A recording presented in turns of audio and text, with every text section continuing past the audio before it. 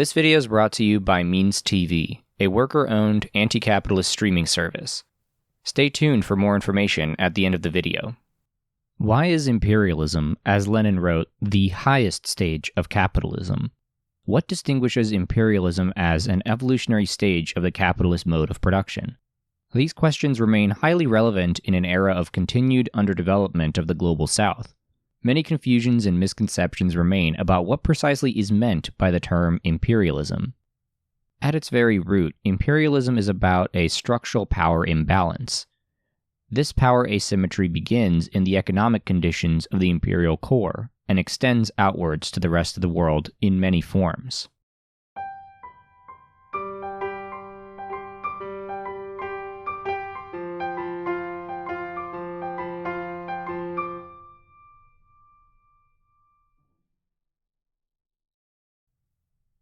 Generally speaking, the early phases of capitalist development unfolded in a fairly competitive atmosphere, with few firms possessing overarching power in any given market. The competitive nature of capitalist production pitted companies against each other, prompting capitalists to ceaselessly seek advantages over their rivals. Successful enterprises accumulated ever more capital, or were acquired by their adversaries. In short, competition gradually gave way, as it always does, to an ever-shrinking pool of winners. This dynamic, which is the central rhythm of capitalist production, resulted in the concentration of production and capital. For Lenin, the concentration of productive forces into fewer hands was the first and most important step in the formation of a new era of capitalism. It is for this reason that Lenin termed imperialism the monopoly stage of capitalism. Why is monopolization a necessary condition for the emergence of imperialism? Because concentration and combination of capital generates powerful firms which can control the supply of labor and inputs, set prices, and secure greater market shares.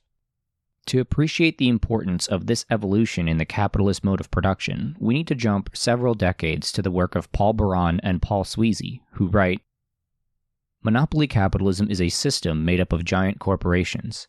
These corporations are profit maximizers and capital accumulators. Overall, monopoly capitalism is as unplanned as its competitive predecessor. The crucial difference between the two is well known and can be summed up in the proposition that under competitive capitalism, the individual enterprise is a price taker, while under monopoly capitalism, the big corporation is a price maker. In free competition, increases in productivity result in lower prices, and, all else being equal, higher real wages. In other words, as companies innovate techniques that lower per-unit production costs, the final products sold in various markets will be cheaper. This is because the competition from many firms forces all sellers to bid prices down to match the change in productivity. Any company wide that attempts to sell its goods above the market rate will lose customers and will eventually be pushed out of the market for those goods. From the worker's perspective, as the prices of goods get cheaper, the same wages should be able to buy more goods. In fact, this is the main way in which growth under capitalism can remain stable in the long run. However, as Baran and Sweezy point out, prices in monopoly capitalism are not set competitively. This means that as productivity increases, monopolists are not required to lower their prices accordingly. Instead, growth in productivity contributes to widening profit margins. As the economy grows, more and more surplus is produced, but a smaller fraction of it gets consumed. Baran and Sweezy explain that the tendency for surplus to rise in monopoly capitalism must be addressed by either sufficient consumption or investment. But with monopolistic pricing, consumption cannot keep pace with the swelling of surplus. We have arrived from the early stages of free competition to a capitalism that is, on the one hand, dominated by powerful firms, and on the other hand, produces far more than it can consume. It is in this crisis-prone environment that capital looks outward to new lands that promise higher profits, cheaper resources, and more exploitable labor. From here, Lenin's second condition for imperialism becomes relevant. Monopolization of capital invites a merging of banking and industry to produce finance capital. It is the outflow of finance capital, more than the commodities themselves, which defines imperialism as the highest stage of capitalism. If monopolization is the foundation of imperialism, then extraction is its main operating mechanism. The extraction of wealth from the underdeveloped periphery is possible because of the concentration of power arising from monopolization.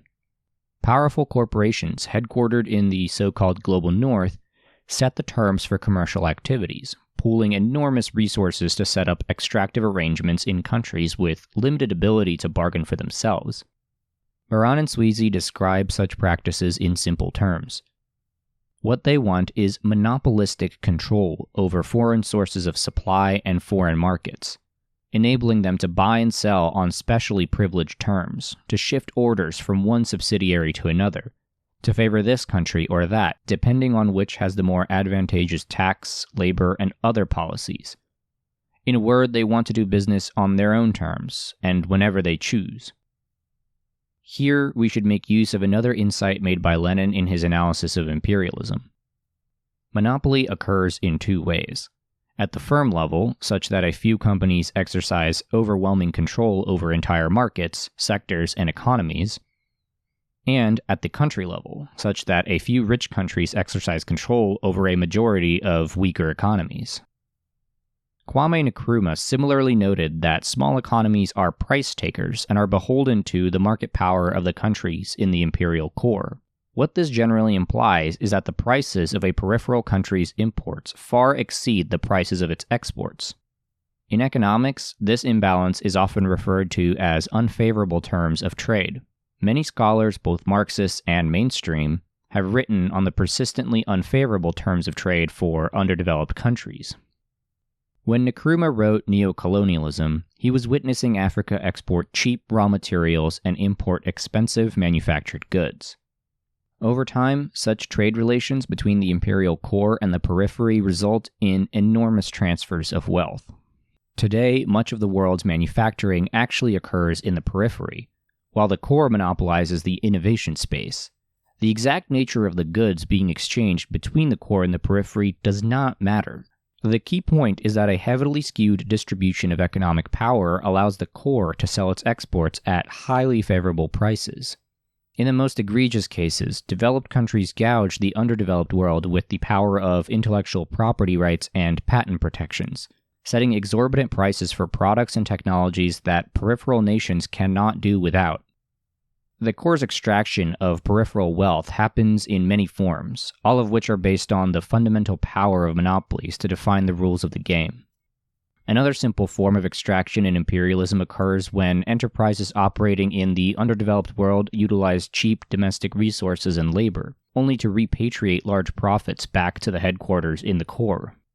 The core also drains the rest of the world of its scientific and intellectual talent, employing foreign-born skilled laborers at a fraction of the wages that would be paid to their domestic counterparts.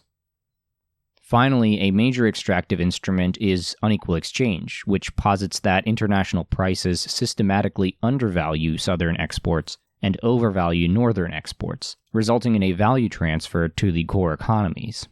For more on unequal exchange, we recommend viewing the video dedicated to the concept on our channel. Imperialism as a stage of capitalism is an all-encompassing system that is felt not only in the economy, but politically and socially as well. Part of the growing mass of surplus arising from the accumulation process is poured into a colossal military apparatus. This serves the function of consuming a part of the produced surplus, but more importantly, it generates the hard power that is needed to enforce the core's economic supremacy. Adherence to intellectual property protections, trade agreements, and other legal instruments of extraction are, in the final instance, enforced at gunpoint. Should any underdeveloped nations make the misguided decisions to unify, apply commercial restrictions, or take their own resources back into their hands, the imperial military apparatus can be deployed for dissuasion.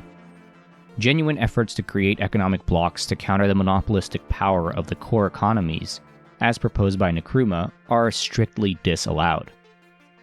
Workers' liberation movements that may jeopardize the extraction mechanisms are swiftly stamped out. Within the core, workers are pacified with a combination of carrots and sticks in order to ensure continued acquiescence to the imperial model. Resources are expended on ideological apparatuses to further reinforce support for an asymmetric global economic structure. In short, imperialism is the extraction of wealth from the periphery by the monopoly capital of the imperial core, supported by repressive and ideological apparatuses to keep the plunder going. But capitalism cannot run from its crises indefinitely. Even now, the core countries are entering an era of precarity.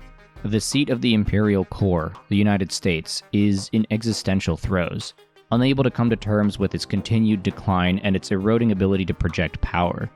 As the political forces of imperialism unwind around the world, the underdeveloped periphery may be faced with a moment of opportunity to challenge the economic asymmetry it has been subjected to for well over a century. As mentioned at the beginning of this video, the Marxist Project is now available on MeansTV. MeansTV is a worker-owned, anti-capitalist streaming service which hosts many excellent left-wing creators and produces some phenomenal original content. If you want to help MeansTV build a viable haven for leftist media and enjoy its excellent selection of content, we strongly encourage you to sign up for a membership. By clicking the link below and signing up, you would be supporting both MeansTV and our channel. The link offers you 20% off of your first month or 20% off of the annual plan. We see this as a win-win-win. By subscribing, you would be paying into the establishment of an alternative anti-capitalist media space. You would also be directly supporting our channel. And, of course, you would get access to incredible content. If you are able to spare $7 a month, this is an excellent use of that money.